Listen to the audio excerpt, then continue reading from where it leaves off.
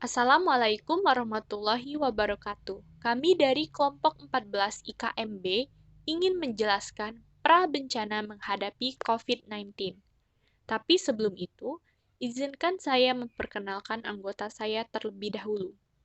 Saya sendiri, Luvena Griselda, ada Emir Tauladani Muhammad, Puja Aprilia Lestari, dan yang terakhir Tiana Zahratul Aziza.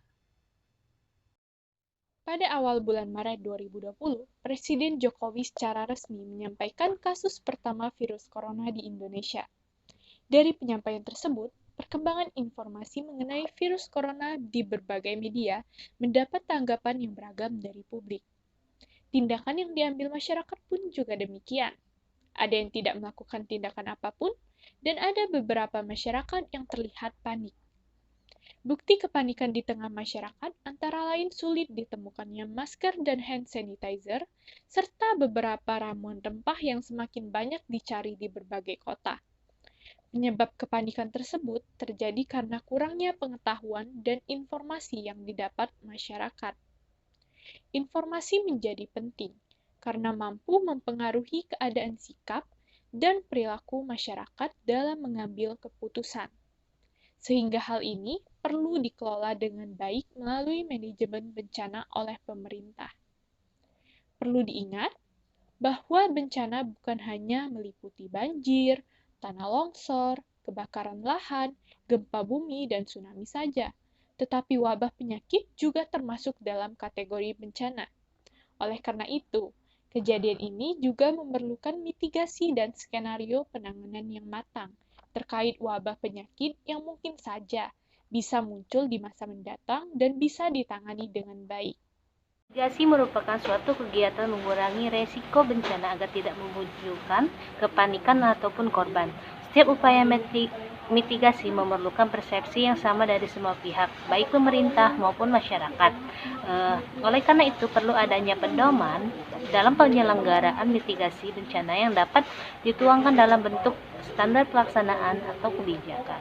Penyelenggaraan mitigasi bencana dapat dilakukan dengan beberapa langkah teknis yang perlu disampaikan ke masyarakat agar fenomena ini teratasi secara tepat dan tidak menimbulkan keresahan dalam masyarakat. Yang pertama yaitu pemetaan wilayah. Melakukan pemetaan untuk daerah mana saja yang memungkinkan masuknya virus corona. Indonesia merupakan negara kepulauan dengan akses masuk yang sangat terbuka lebar, mulai dari udara, darat, maupun laut. Sehingga melalui pintu masuk tersebut dilakukan mitigasi dengan sesuai dengan keadaan di sana. Lebih baik lagi jika ada pembatasan bagi orang yang datang dari luar negeri. Kedua, pemantauan. Setelah mengetahui saluran masuknya virus ini, langkah selanjutnya adalah memantau perkembangan mobilisasi penduduk yang melakukan perjalanan ke luar negeri.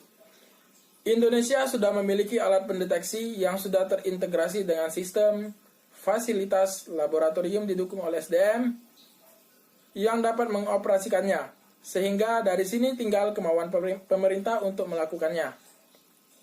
Ketiga, penyebaran informasi. Hal ini menjadi perlindungan masyarakat dan risiko ancaman bahaya jika informasi tersebut akurat dari sumber terpercaya. Disampaikan secara cepat dan tepat pada masyarakat.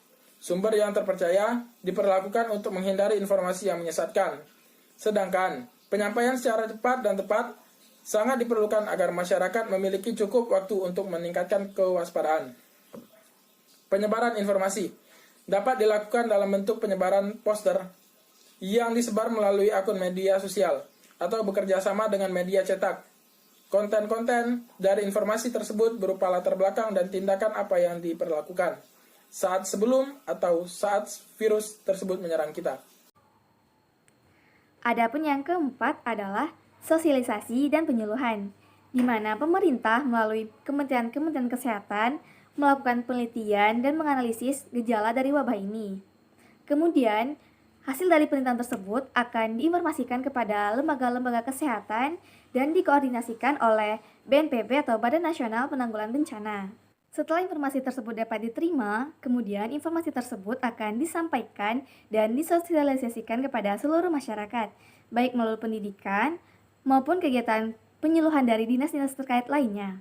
Meskipun mitigasi bencana telah dilakukan dengan sangat baik, Hal tersebut tidak dapat menghilangkan dari setiap bentuk ancaman bencana.